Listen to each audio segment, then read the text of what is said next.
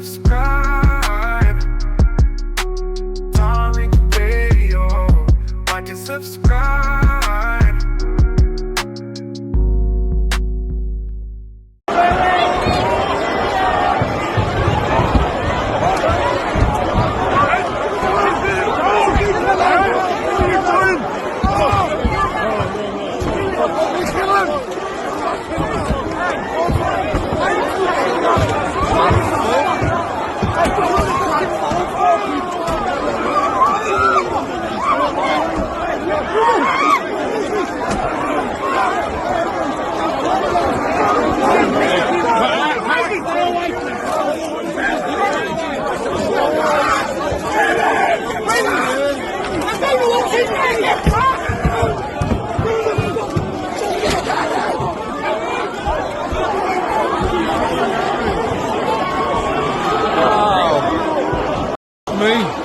Wow. It's a real thing. Let me get some calls in here. Y'all hop on in. We got a lot of folks in here. We got a lot of folks in the building. Hop on in. Ladies and gentlemen, what's up, Wani? The lovely Wani. I see you, beloved. Is that my brother Richard Sudan? Shout out to my brother Richard Sudan out there in the UK. Richard, can I get you on for a minute? Let me know what happened with the dude in the UK who ran down those people. I've been wanting to know what was going on with that. Richard, if you can get on, brother, that would be great. Richard is a very good journalist out there in the UK. If you can hop on, Rich, that'd be phenomenal, brother. Wanted to know what happened to the people.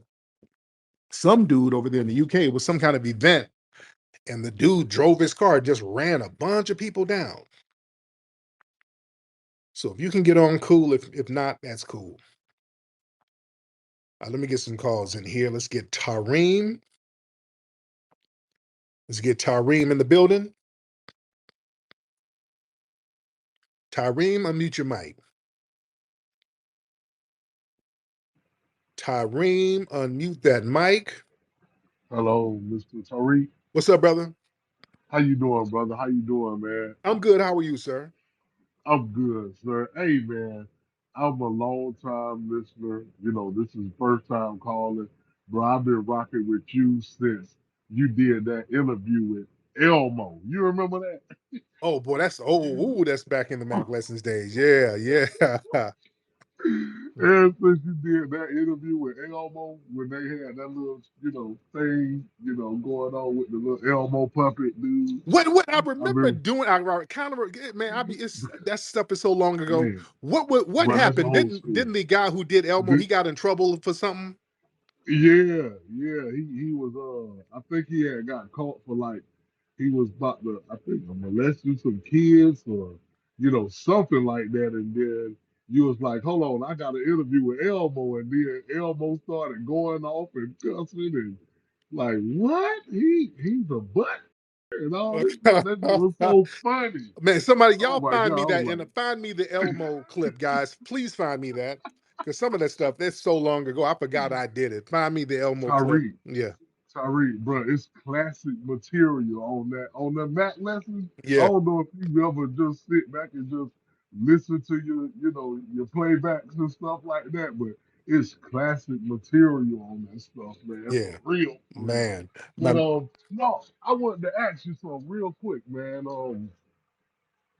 I know, you know what I'm saying. You praise and pay homage to our ancestors, Oh yeah. and everything. Yeah, and that's very powerful. That's very, very powerful message that you preaching. You used to talk about the spirit of Ogun Mm-hmm. a lot. Mm-hmm. So what I was wondering like, do you kind of subscribe to the Yoruba culture as is it because they do the same thing too, and I'm part of it as well. Mm-hmm. You know what I'm saying? Like I subscribe to the Orishas and the ancestors, and I honor all that and everything too. So, and I was just wondering if you know what I'm saying still, or you just rock with the ancestors and that's it.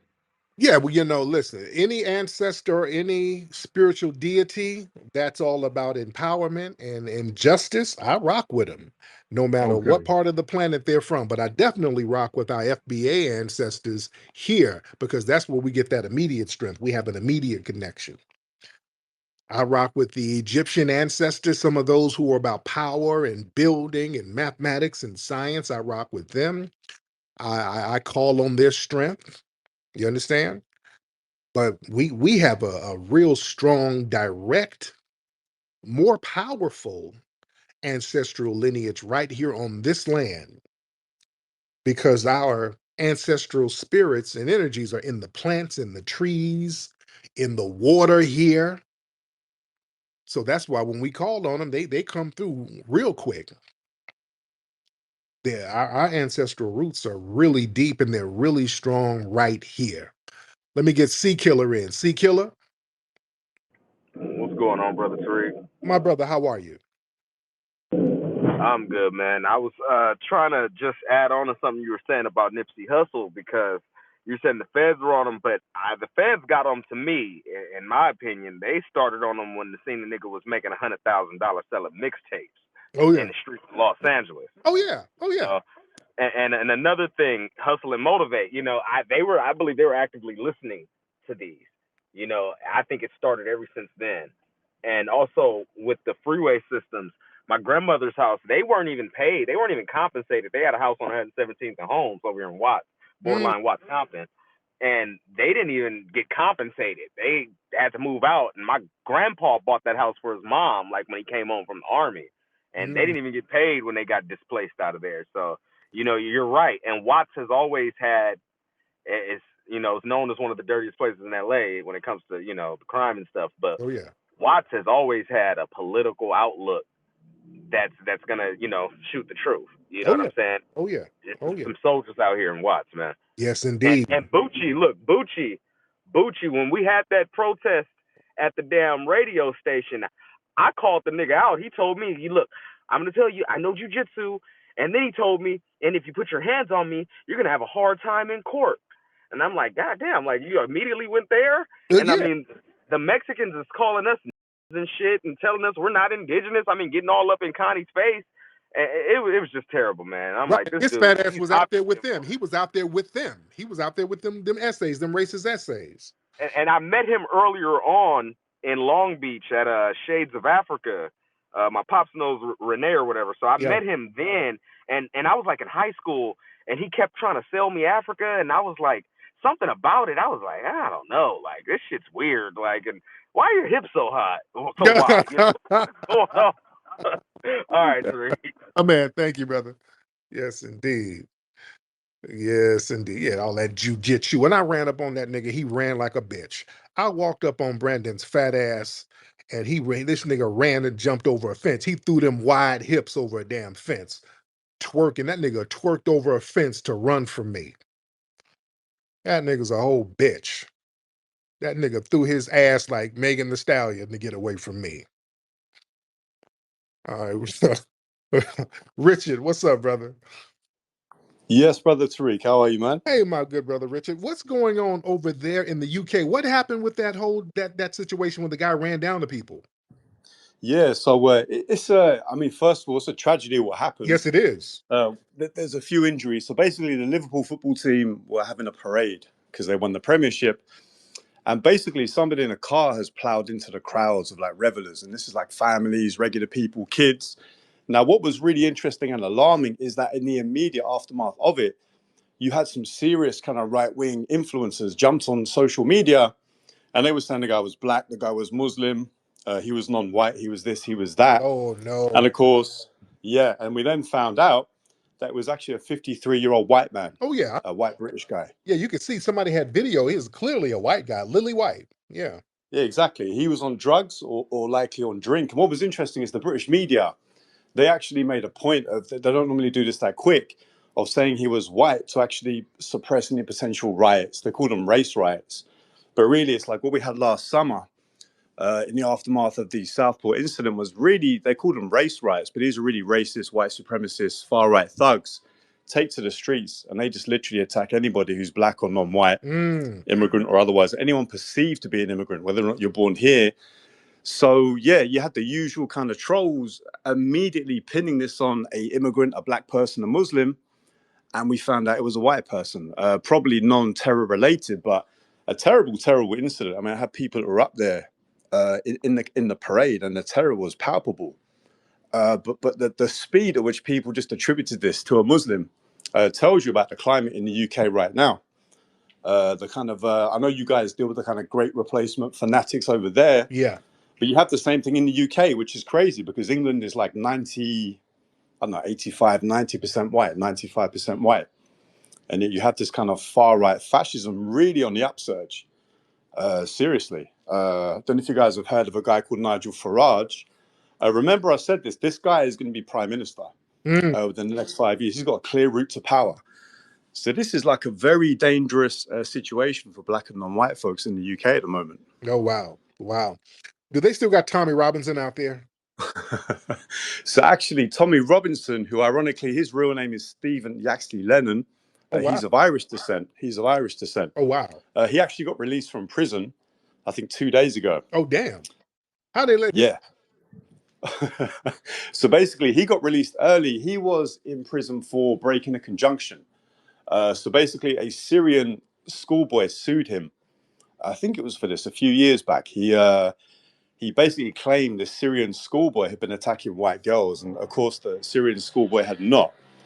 And then but he's been sued, and he's faced the kind of legal repercussions for a lot of stuff. This guy has been convicted for mortgage fraud, passport fraud, and all kinds of other stuff as well. So he's really a fraudster. He basically fleeces his followers of their money, and he snorts most of it up his nose. Wow. He's a real nasty piece of work, but he's got a very serious following. So in the UK, it's a dangerous situation right now. The brothers out there in the UK whooped on Tommy's bodyguard. Boy, they called his body. Yeah, they did. And what's interesting, sorry about the background noise, by the way, someone drilling upstairs or something. But what always happens with these people, they go to areas that are predominantly white, where there's very few black and brown faces, and they attack these people. They never come to Brixton, Birmingham, Handsworth, Liverpool. These people are cowards. So, but they're very dangerous in their cowardice. You know what I mean? They attack women, children, very vulnerable people. Oh, yeah.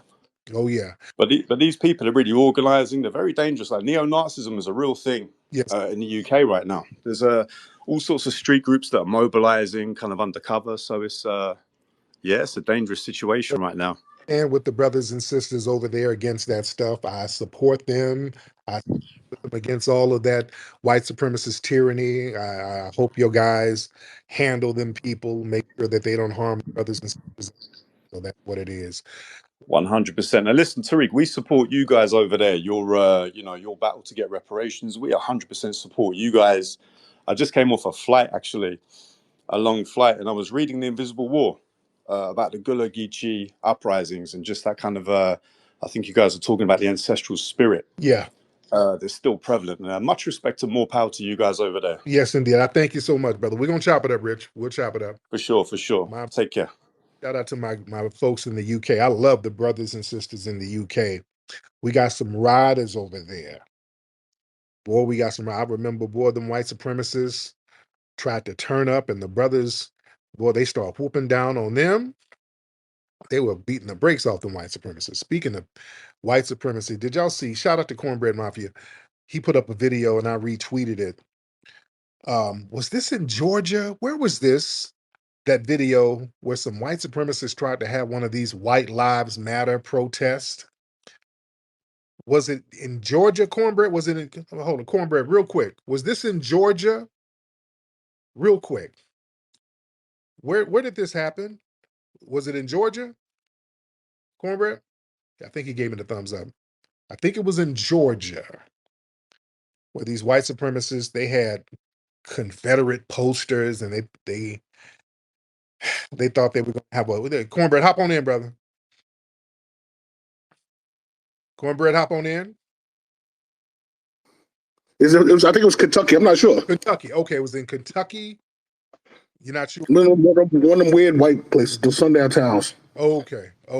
Confederate flags and all, like alleged KKK members. Oh, okay, okay. I'm gonna look more into it, but thank you.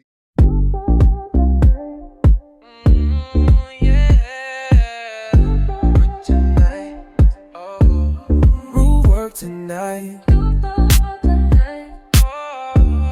Root work tonight. Root work tonight. Root work tonight. I'll be feeling so right. I got that root work tonight. Feeling fresh from the morning light. Root work hit me, I'm set.